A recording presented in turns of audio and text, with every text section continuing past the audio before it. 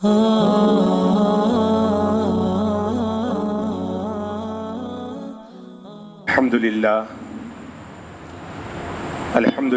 وکفا وسلام علی عبادہ الذین اصطفیٰ اما بعد فاعوذ باللہ من الشیطان الرجیم بسم اللہ الرحمن الرحیم یا ایہا الذین آمنوا کتب علیکم الصیام کما کتب علی الذین من قبلکم لعلکم تتقون وقال اللہ سبحانہ وتعالی فی مقام آخر کلوا واشربوا ولا تسرفوا صدق اللہ العظیم وصدق رسولہ النبی الأمی الحبیب الکریم ونحن على ذلك لمن الشاہدین والشاکرین والحمد للہ رب العالمین اللہم صل علی محمد عبدک ورسولک وصل علی المؤمنین والمؤمنات والمسلمین والمسلمات۔ قابل احترام دوستو بزرگو، کھانا انسان کی ضرورت ہے، کھائے بغیر چل نہیں سکتا۔ اللہ نے یہ ضرورت انسان کے ساتھ لگا کر رکھی ہے، لیکن یہ ضرورت کس درجے تک پوری کرنی ہے، اس کے لیے اللہ نے انسان کو عقل دی ہے، اللہ نے نعمتیں دی ہے۔ یقیناً کھانا چاہیے، کھانے سے شریعت ہمیں منع نہیں کرتی، لیکن اتنا کھانا چاہیے جتنا بدن کو ضرورت ہے۔ ہر چیز جب اوور لوڈ ہو جاتی ہے نا، زیادہ ہو جاتی ہے نا، تو وہ نقصان دیتی ہے۔ اس لیے جسم کو جتنی ضرورت ہے اتنی خوراک دینی چاہیے، تاکہ ہمارا معدہ اس کھانے کو اور اس خوراک کو اچھی طرح ہضم کر سکے اور جسم کا حصہ بن سکے۔ ورنہ اگر زیادہ ہم کھائیں گے تو پھر کیا ہوگا؟ پھر یہ ہوگا کہ زیادہ کھانا بدن کے لیے صحت نہیں بنتا، بلکہ بدن کے لیے بیماری بنتا ہے۔ ڈاکٹر لوگ کہتے ہیں نا، اس کو شوگر کی بیماری ہے۔ زندگی میں میٹھا اتنا کھایا ہے کہ میٹھا کھاتے کھاتے شوگر ہو گئی، چٹپٹا اتنا کھایا یا تو گیسٹرک کی بیماری ہو گئی، السر کی بیماری ہو گئی۔ آئلی چیز اتنی کھائی، ملائی والی چیز، کریمی چیز اتنی کھائی، یا رسدار چیزیں اتنی کھائی کہ آدمی کی نسیں لوک ہو گئی۔ تو زیادہ کھانا نقصان دیتا ہے۔ کھانے سے اللہ نے منع نہیں کیا، کھانا ضرور ہے، ہمارے بدن کی ضرورت ہے، لیکن اتنا کھانا ہے جتنی ضرورت ہے۔ ہارون الرشید کا زمانہ تھا، بادشاہ کے دربار میں ایک عیسائی پادری آیا۔ وہ عیسائی پادری تھا، یعنی دین کا علم رکھتا تھا، ساتھ میں ایک بہت بڑا معالج اور طبیب اور ڈاکٹر بھی تھا۔ اس نے بادشاہ سے درخواست کی کہ میں آپ سے ایک بات پوچھنا چاہتا ہوں۔ اس کو موقع دیا گیا۔ اس نے کھڑے ہو کر بادشاہ سلامت سے سوال کیا کہ بادشاہ سلامت، آپ لوگوں کا دعویٰ ہے کہ قرآن کریم میں زندگی گزارنے کے تمام اصول بیان کیے ہیں، تو کیا قرآن کریم میں انسانی فٹنس اور جسمانی صحت کو بھی بیان کیا ہے؟ اس تعلق سے بھی کوئی اصول بیان کیا ہے؟ بادشاہ نے، جو پاس میں علماء کرام بیٹھے ہوئے تھے، جتنے بھی بادشاہ گزرے نا، وہ علماء کو ہمیشہ اپنے پاس رکھتے تھے۔ جب بھی دین کی رہبری کی ضرورت پڑتی تھی، وہ علماء کی طرف رجوع کرتے تھے۔ تو پاس میں بیٹھے ہوئے علماء کرام سے فرمایا کہ آپ میں سے کوئی جواب دو۔ ان علماء میں سے مولانا علی ابن حسین رحمت اللہ علیہ کھڑے ہوئے۔ یہ بہت بڑے اللہ والے تھے، عالم دین بھی تھے۔ کھڑے ہوئے اور انہوں نے پادری کو جواب دیا کہ تیرا جو سوال ہے کہ قرآن کریم میں انسان کی جسم کے بارے میں، صحت کے بارے میں کوئی اصول، تو ہاں، قرآن کریم میں اللہ رب العزت کی طرف سے ایک बेहतरीन उसूल, एक गोल्डन उसूल बयान किया गया है। पादरी ने सवाल किया, वो बेहतरीन उसूल और गोल्डन उसूल क्या है, वो गोल्डन रूल क्या है? हजरत अली इब्न हुसैन रहमतुल्लाह अलैह ने फरमाया, अल्लाह रब्बुल इज्जत कुरान करीम में इरशाद फरमाते हैं, कुलू वशरबू वला तुसरिफू। ऐ मेरे बंदो, तुम खाओ भी पियो भी, लेकिन इसराफ न करो। खाओ पियो, इसराफ न करो। इतना न खाओ कि जिससे तुम्हारी सेहत पर असर पड़े। जब उस पादरी ने ये बात सुनी तो उसने ये कहा, मैं डॉक्टर हूं, मैं जानता हूं, उसूल भी जानता हूं कि तिब के और डॉक्टरी के क्या उसूल है। मैं गवाही देता हूं कि कुरान करीम में ये बेहतरीन उसूल बयान किया है। अब उसने दूसरा सवाल किया, पादरी ने दूसरा सवाल किया। सवाल ये किया कि चलो कुरान करीम में तो तिब के बारे में, जिस्म की सेहत के बारे में उसूल बयान किया, तुम्हारे नबी सल्लल्लाहु ताला अलैहि वसल्लम ने जो रूहानी तालीमात दी है, क्या रूहानी तालीमात के साथ साथ जिस्मानी सेहत के बारे में भी कोई रूल दिया है, कोई उसूल दिया है? तो हजरत अली इब्न हुसैन रहमतुल्लाह अलैह ने फरमाया, हाँ हाँ, मेरे महबूब नबी ने भी हमें बेहतरीन उसूल दिया है, और ऐसा उसूल दिया है जो अनमोल है, यानी उसका मोल नहीं लग सकता, उसकी कीमत नहीं लग सकती, इतना बेहतरीन अनमोल उसूल दिया है। पादरी ने पूछा, वो उसूल क्या है? तो अली इब्न हुसैन रहमतुल्लाह अलैह ने हदीस मुबारका बयान की, जिसका तर्जमा ये है, अल्लाह के हबीब सल्लल्लाहु अलैहि वसल्लम का फरमान है कि मैदा तमाम बीमारियों की बुनियाद है। इंसान का जो मैदा है ना, वो तमाम बीमारियों की बुनियाद है। दूसरी बात आका ने बयान फरमाई, तुम जिस्म को वो दो जिसकी उसको जरूरत है। तीसरी बात आका ने इरशाद फरमाई, परहेज इलाज से बेहतर है। ये पूरी हदीस पाक है जिसका खुलासा है। तीन बातें आका सल्लल्लाहु अलैहि वसल्लम ने बयान फरमाई। जब पादरी ने ये बात सुनी तो उसने कहा कि तुम्हारे कुरान में और तुम्हारे नबी की बातों में इतने बेहतरीन उसूल बयान किए हैं कि अब जालिनूस के लिए तिब का कोई शोशा नहीं छोड़ा। जालिनूस बहुत बड़ा तबीब गुजरा जिसने तिब को तलाश किया।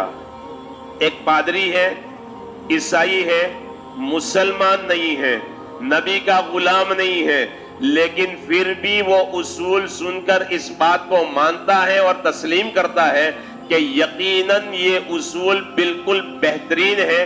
अगर बंदा इस पर अमल करे तो उसकी फिटनेस बेहतरीन रह सकती है। अब हमें सोचना है, अल्लाह के हबीब सल्लल्लाहु ताला अलैहि वसल्लम ने इस हदीस मुबारका में तीन बातें इरशाद फरमाई। पहली बात इरशाद फरमाई कि मैदा तमाम बीमारियों की बुनियाद है।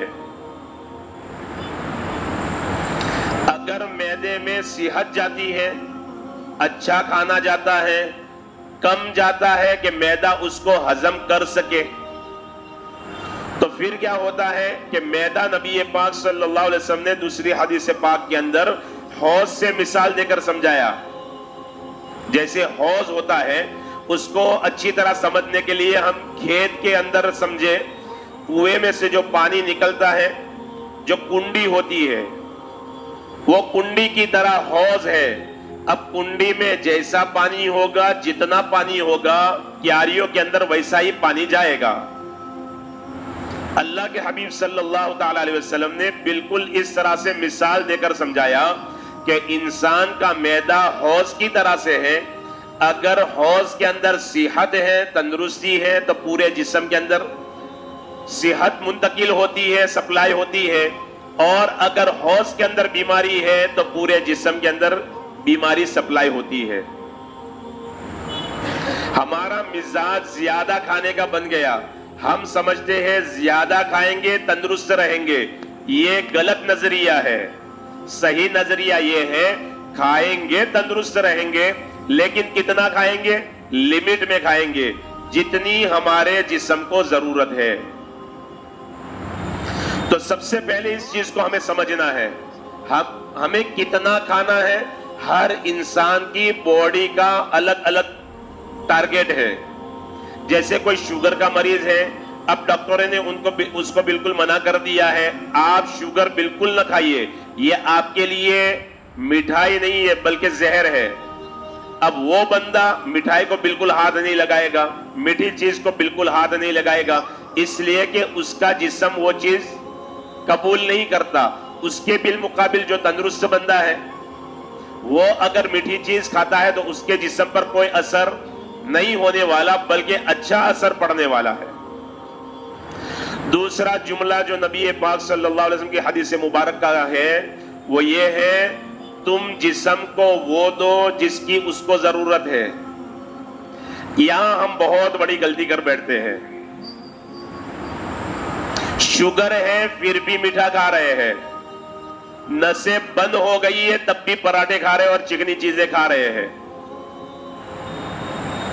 آدمی کو تکلیف ہے, السر ہو گیا ہے, تکلیفیں بڑھ گئی ہے, کولیسٹرول ہے اور وہ بھی ایک دم ہائی ہو گیا ہے, تب بھی چکنی چیزیں کھا رہے اور چٹپٹی چیزیں کھا رہے ہیں. اور پھر کیا کریں, اللہ مالک ہے.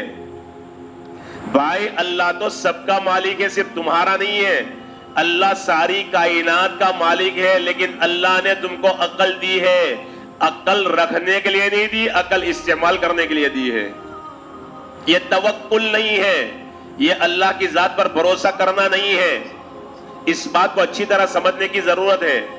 بس آدمی بول دیتا ہے پیر میں زخم ہوا پڑا ہے تب بھی آدمی میٹھا کھا رہا ہے کہ بھئی لا الہ الا اللہ ہے نا, کرنے درنے والی ذات اللہ کی ہے. تو پھر اللہ نے عقل کیوں دی تھی؟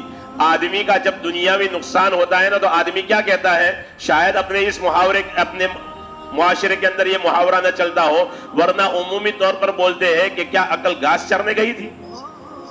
کیا مطلب ہوا؟ اللہ نے تجھے عقل دی تھی, تو نے عقل کا استعمال کیوں نہیں کیا؟ یہ توکل نہیں ہے. بیمار ہوتا ہے آدمی دوا نہیں کھاتا, میں تو دوا نہیں کھاتا, وہ 2 دن رہتا ہے پھر اچھا ہو جاتا ہے. اللہ کے حبیب صلی اللہ تعالی علیہ وسلم نے یہ فرمایا جسم کو وہ دو جس کی اس کو ضرورت ہے. جسم اگر دوا چاہتا ہے تو دوا لینا, علاج کرانا سنت ہے. یہاں بہت بڑے متوکل بن جاتے, اللہ کی ذات پر بھروسہ کرنے والے بن جاتے. ذرا کاروبار کے معاملے میں کر کے دیکھو نا, وہاں تو عقل بہت تیزی کے ساتھ دوڑتی ہے. اس لیے میرے محترم دوستو بزرگوں, بات کو سمجھنے کی ضرورت ہے. اگر ہم نے جسم کے خلاف کام کیا کہ جسم کسی چیز کا تقاضا کر رہا ہے, ہم نے عقل کی علم کی کمی کی بنیاد پر عقل کی نہ سن کر اپنی منمانی کی, اور اگر اس میں موت واقع ہو گئی, علماء نے کتابوں میں لکھا ہے کہ کل قیامت کے دن توکل کا اور بھروسے کا تو ثواب نہیں ملے گا. ہو سکتا ہے اللہ کل قیامت کے دن تم سے خودکشی کا سوال کر لے. معمولی بات نہیں ہے دوستو. قرآن کریم میں کل ماشاءاللہ تراویح کے اندر پڑھا گیا وَعِبَادُ الرَّحْمَنِ الَّذِينَ يَمْشُونَ عَلَى الْأَرْضِ هَوْنًا. وہ رحمان کے خاص بندے, اللہ کی پارٹی کے لوگ کون ہیں؟ 14 صفات اللہ نے قرآن کریم کے اندر بیان کیے ہیں. اس کے اندر ایک خاص صفت بیان کی ہے کہ وہ کوئی بھی حکم سن کر, کوئی بھی دین کی بات سن کر اندھے بہرے ہو کر نہیں گر پڑتے, سمجھداری کے ساتھ قبول کرتے ہیں. تو دوسری بات آقا صلی اللہ تعالی علیہ وسلم نے جو بیان فرمائی وہ یہ ہے جسم کو وہ دو جس کی اس کو ضرورت ہے. تیسری بات آقا صلی اللہ علیہ وسلم نے بیان فرمائی پرہیز علاج سے زیادہ بہتر ہے. آج سائنس مان رہی ہے, یورپ میں آپ چلے جاؤ تو جگہ جگہ میڈیکلوں ہاسپٹلوں میں دیواروں پر یہی جملے انگریزی میں لکھے ہوئے ہیں کہ پرہیز علاج سے بہتر ہے. پرسوں تعلیم میں عشاء بعد جو اپنے یہاں فضائل رمضان کی تعلیم ہوتی ہے, تعلیم کے اندر پڑھا گیا تھا کہ بندہ دوا لے رہا ہو, دوا کے ساتھ تھوڑا سا زہر لے رہا ہو, تو دوا اپنا کام کرے گی, زہر اپنا کام کرے گا. ہم علاج کر رہے ہیں, پرہیز نہیں کر رہے. یہ بھی غلط ہے نظریہ. اس نظریے کو بدلنے کی ضرورت ہے۔ حضرت نبی پاک صلی اللہ تعالی علیہ وسلم نے ہمیں یہ تعلیم دی ہے کہ پرہیز علاج سے بہتر ہے، لہذا پرہیز کرنا، ڈاکٹر نے جن چیزوں سے ہمیں منع کیا ہے ان چیزوں سے بچنا۔ تو بہرحال باتوں کا خلاصہ یہ ہے کہ کم کھانا، زیادہ نہ کھانا، جتنی جسم کو ضرورت ہے اتنا کھانا۔ خود حضرت نبی پاک صلی اللہ تعالی علیہ وسلم کا کھانے کے تعلق سے معمول کیسا تھا؟ عائشہ صدیقہ رضی اللہ تعالیٰ عنہ فرماتی ہے، نبوت کی زندگی میں اللہ کے محبوب صلی اللہ تعالی علیہ وسلم نے لگاتار 2 دن تک پیٹ بھر کر کھانا نہیں کھایا۔ 2 دن۔ ہمارا تو کوئی دن خالی نہیں جاتا۔ اللہ کا کتنا بڑا احسان، اللہ نے روزے دیے، بھوکا رہنے کا حکم دیا، تو اس کے بدلے میں کھلایا بھی کہ چلو کوئی بات نہیں، سورج غروب ہوتے ہی افطار میں کھا لو، پھر اس کے بعد تم کو چھٹی ہے، جو کھانا ہو جتنا کھانا ہو کھاتے رہو۔ سحری میں بھی اللہ نے کھانے کا حکم دیا، اور اللہ کے حبیب نے سحری کے بارے میں ایسی فضیلتیں بیان کی ہے، لیکن اکثر میرے دوستو نوجوانوں کی زبان سے سنتے ہم سحری نہیں کرتے۔ پیٹ بھر کر کھانا ضروری نہیں ہے، آدمی چند گھونٹ دودھ پی لے، لسی پی لے، 2-4 کھجورے کھا لے، یا کم سے کم پانی پی لے، یعنی کچھ نہ کچھ پیٹ میں جائے، اس کا نام سحری ہے۔ مستقل علماء کرام نے سحر کے فضائل کر کے کتابیں لکھی ہے، اور اس میں 11-12 حدیث نبی پاک صلی اللہ علیہ وسلم کی جمع کی ہے۔ یہ برکت والا کھانا ہے۔ تو خیر بہرحال اللہ کے حبیب صلی اللہ تعالی علیہ وسلم کا معمول یہ تھا۔ کتابوں میں واقعہ لکھا ہے، کئی بار آپ حضرات نے بھی سنا ہوگا، حضرت شیخ نے فضائل اعمال میں بھی وہ واقعہ لکھا ہے کہ ایک مرتبہ حضرت فاطمہ الزہرا رضی اللہ تعالیٰ عنہ اللہ کے محبوب صلی اللہ تعالی علیہ وسلم کی خدمت میں حاضر ہوئی، سلام کیا۔ نبی پاک صلی اللہ علیہ وسلم نے اپنی لاڈلی بیٹی کا استقبال جیسے ہمیشہ کرتے تھے ویسے کیا، کھڑے ہو کر، پھر اپنے پاس بٹھایا۔ حضرت فاطمہ الزہرا رضی اللہ تعالیٰ عنہ نے عرض کیا، ابا جان، سیدنا علی رضی اللہ تعالیٰ عنہ تھوڑا سا آٹا لائے تھے، گون کر میں نے روٹی بنائی، ہر ایک کے حصے میں 1-1 روٹی آئی، میرے حصے میں بھی 1 روٹی آئی۔ جب میں کھانے لگی تو میرے دل کے اندر خیال آیا، فاطمہ تم تو کھا رہی ہو، تمہارے ابا حضور کا کیا حال ہوگا؟ مجھے یہ خیال آیا، آدھی روٹی میں نے کھائی، آدھی بچا کر آپ کی خدمت میں تحفے کے طور پر لے کر آئی ہوں۔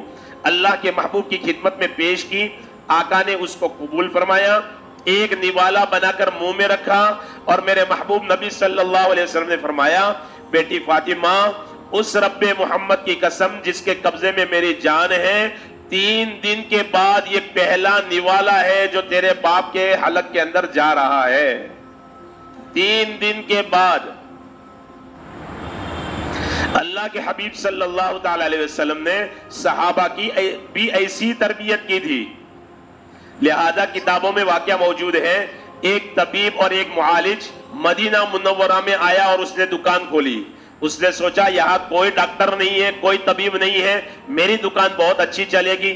کافی دن گزر گئے، کوئی بندہ دوا لینے کے لیے اس کی دکان پر نہیں گیا۔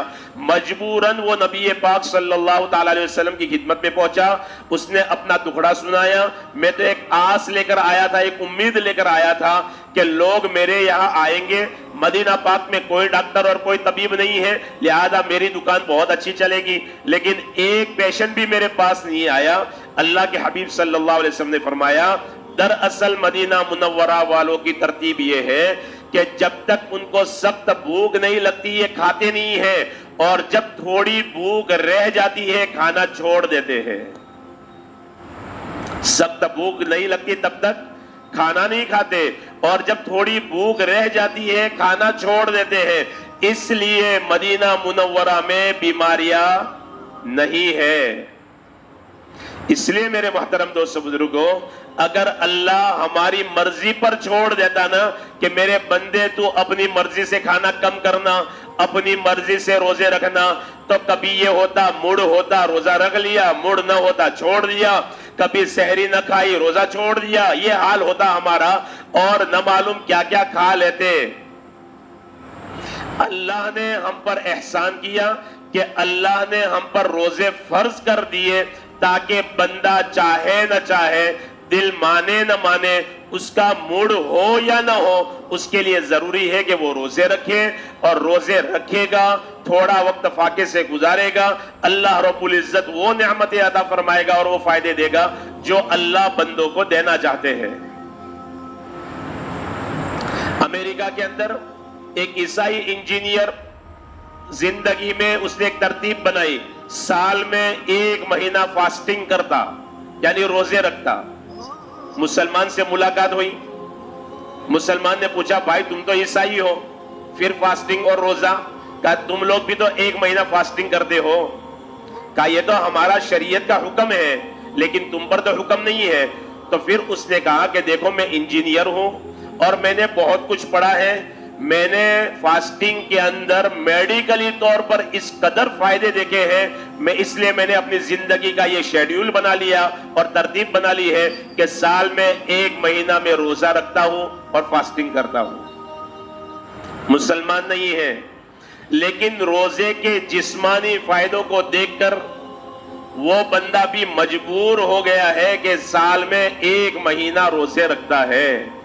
دوستو ہم اللہ کے بندے ہیں، نبی پاک صلی اللہ علیہ وسلم کے غلام ہیں، ہمیں کیا ہو گیا ہے کہ ہم روزہ رکھنے سے کتراتے ہیں؟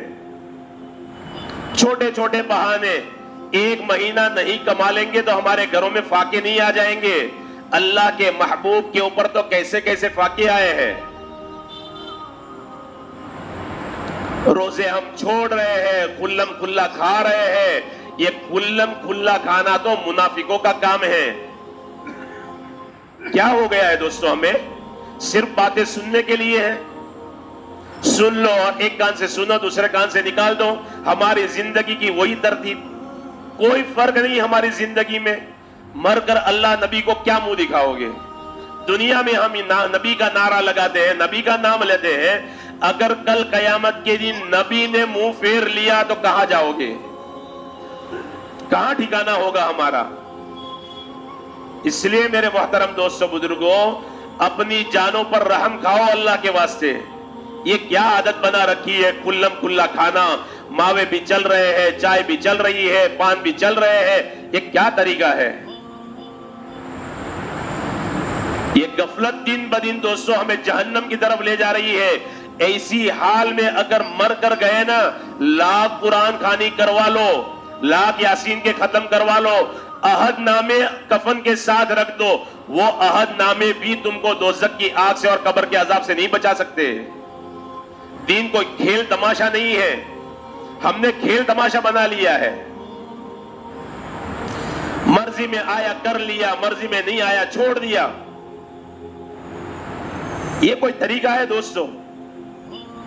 یہ غفلت ہمیں جہنم کی طرف لے جا رہی ہے دوستو۔ ہمارا کام اپنے بھائیوں کو احساس دلانا ہے، کبھی پیار سے کبھی ڈانٹ کر، تاکہ تھوڑا تو احساس ہمارے اندر پیدا ہو۔ صحابہ کرام کے دور میں تو ایک مجوسی نے صرف بچے کو مارا تھا کہ کمبخت رمضان کا مہینہ ہے، مسلمان روزے سے ہے اور تو کھلم کھلا کھاتا ہے۔ اللہ نے موت کے وقت میں کلمہ دے دیا، ایمان کے ساتھ دنیا سے گیا، خواب میں دیکھا گیا تو جنت میں گھوم رہا ہے۔ اس کا دوسرا پہلو بھی دوستو سوچنے کی ضرورت ہے۔ خدا نخواستہ اگر اللہ کے احکام کی ہم اسی طرح کھلم کھلا دھجیاں اڑاتے رہے، نبی پاک صلی اللہ تعالی علیہ وسلم کے طریقوں کو اس طرح سے بے دردی کے ساتھ ذبح کرتے رہے تو کہیں ایسا نہ ہو کہ موت کے وقت میں اللہ کلمہ ہم سے چھین لے۔ ڈرنے کا مقام ہے۔ اس لیے میرے محترم دوستو بزرگوں، اللہ کے واسطے اللہ نے ہمیں موقع دیا ہے، روزے رکھے۔ قریب قریب 20 پارے ہمارے تراویح میں پورے ہو گئے۔ یہ 15واں روزہ ہے، 15 روزے بھی پورے ہو گئے، رمضان بھی پورا ہو جائے گا۔ دوستو کیا اللہ کے سامنے کیا لے کر جائیں گے؟ اللہ نے اگر ہم سے سوال کر لیا، میں نے رمضان مہمان بنا کر دیا تھا، تم نے رمضان کی کیا قدر دی، کیا قدر کی، تو اللہ کو کیا جواب دیں گے؟ اس لیے دوستو اب بھی وقت ہے، اللہ ہمیں روزے رکھنے